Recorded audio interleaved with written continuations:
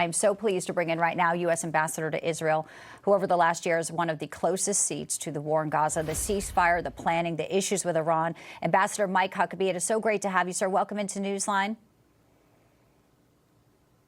Thank you, Bianca. Great to be back with you.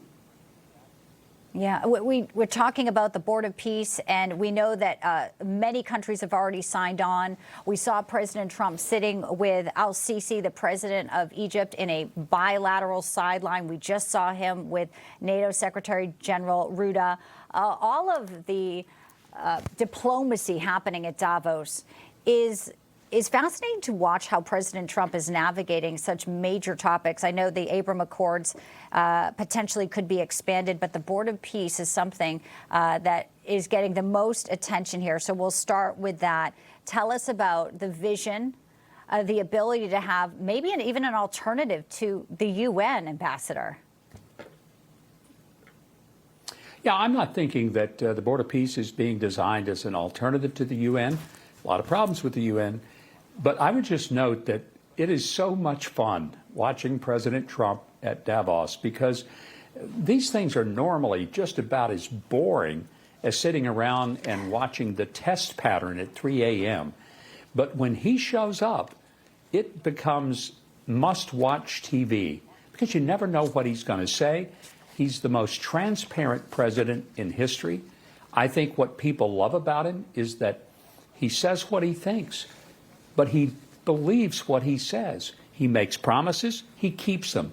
And when he's looking some of these diplomats in the eye, who are so used to being very careful, all of their very special diplomatic language, and he just tells them what he thinks. And sometimes it's just, it's uproariously funny. So I love watching his ability to go into any room. Doesn't matter where it is. Doesn't matter how many people in that room don't like him. But before it's over, he set the agenda for the conversation. He's doing it there. He's doing it with the Board of Peace. No one else on earth, certainly in my lifetime, has such a capacity. And doing it on, not a ton of sleep. He was pretty masterful. Just at this time yesterday, we were watching him at the podium, marking 1 year back in office, Ambassador Huckabee. And there he is on a plane. There's a 3-hour delay. He's got to get on a new plane. And he hits the ground running in Davos. And you're right, masterful, controlling the narrative and being very clear in what he wants. And when it comes to Greenland, he says this is about security. I just want to get briefly your thought. There's this golden dome. He says it's going to be a lot better if we have Greenland. Israel has an Iron Dome. Talk to us about the national security and the ability President Trump, is really pushing for, saying we can defend Greenland, Denmark cannot, and he is not holding back on how he feels about this, although he is saying no military force. Big headline there today. Yeah, he's been real clear. What he'd love to do is work out something that is negotiated, that is good for Denmark, that is good for the U.S. But if it's good for the U.S. to put offensive forces in a preventive mode, then I'll tell you something. It's not just good for America. It's good for the world. It's great for Europe. I think the European nations should be giving him a standing ovation for the fact that he had the courage to say, this is a very strategic piece of land.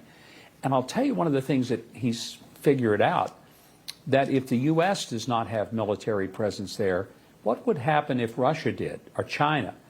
So it's really in the long-term best interest for a peaceful world that the U.S. is able to establish a military presence, maintain that very strategic position.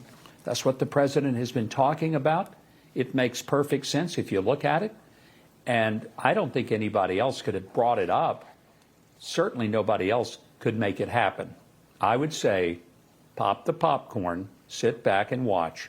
This is a president who can do things that everyone scoffs at and says, that'll never happen. He can't do that. And then he does it. As we've seen in the Middle East, and with Iran now being so isolated and the weakest we've ever seen. Ambassador, something personal I'd like to ask you about. You wrote a letter talking about how some are advancing damaging ideologies, Christian Zionism, that they're misleading, they're creating confusion. We have the letter here. And they favor, you say, leaders pushing a political agenda. Tell us about the inspiration to write this letter to protect the Christians in the Middle East, sir. Well, there was a letter that was put out by the more liturgical churches, the non-evangelicals, Catholic, Greek Orthodox, Russian Orthodox, a host. I think there's about 10 different denominations, and they said that they're the only ones who can speak for Christians in the Holy Land. I found that a little bit troubling because I'm not sure that anybody has the exclusivity to speak for all Christians in the world. And there was also a very, very targeted, kind of a pejorative hit at the term Christian Zionist. Bianca, I consider myself a Christian Zionist. All that means is that, yes, I'm a Christian. Everybody, I think, pretty well knows that. But to be a Zionist doesn't mean anything nefarious. It simply means that you believe that the Jewish people have a divine right, and frankly, a geopolitical right, to a homeland that they have lived in for almost 4,000 years. And to say you're a Zionist means, do the Jewish people have a right to live in this land? I think most people would look at this, if they're objective, and say, well, of course they do. They've had connection here. So to say a person is a Christian Zionist, it's a Christian who respects that Jewish people should be living in the Holy Land. That's all it means. To say that it's somehow some term that ought to be fearful, or as Tucker Carlson said, it's indicative of a brain virus. There are tens of millions of evangelicals just in the United States who would be called Christian Zionists. Martin Luther King Jr., whose birthday we celebrated this week, was a Christian Zionist. So it should not be something that is divisive to Christians. There you go. It ought to be a term that every Christian should embrace.